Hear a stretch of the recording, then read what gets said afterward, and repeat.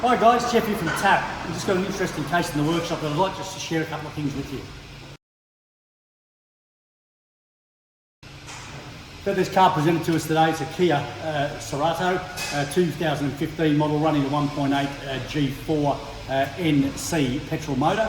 And it's come in, we've got an engine starting issue with the vehicle. So we've scanned the vehicle and we've come up with some codes P0335 relating around the crank angle sensor. So if you're a TAP member, as we would always do, consult the website, see if there's any cases revolving around those particular places. There is already a case in our system with the same make and model, same fault code and a repair, which will end up being wiring on the vehicle. So it gives you a good heads up straight away that it may not just be a sensor. In this particular case, we've done the testing on this one and it is just a crank angle sensor, particularly when it gets hot.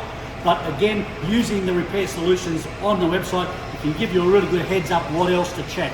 And in this particular case, the one that's on the case here, is that there was water ingress into the wiring harness, which made a bad connection in the wiring. And they were testing it at the ECU and finding that it was intermittently that signal coming through. So again, it gives you a really good heads up to double check other areas that you may not have thought about in things. So if you are a member, make sure you're consulting the website, looking at the similar cases like the one you're looking at, just to even confirm, are there any other common issues? Are there any other issues in that area that you need to be testing before you let your car go out of the workshop? So make sure you're utilising those repair solutions if you are a member, and if you're not a member and you'd like to get access to our thousands and thousands of good repair solutions, go to tap.net.au, and we do have a free 7-day free trial available to anyone that wants to try that. And get on there and utilise the facilities we've got on there.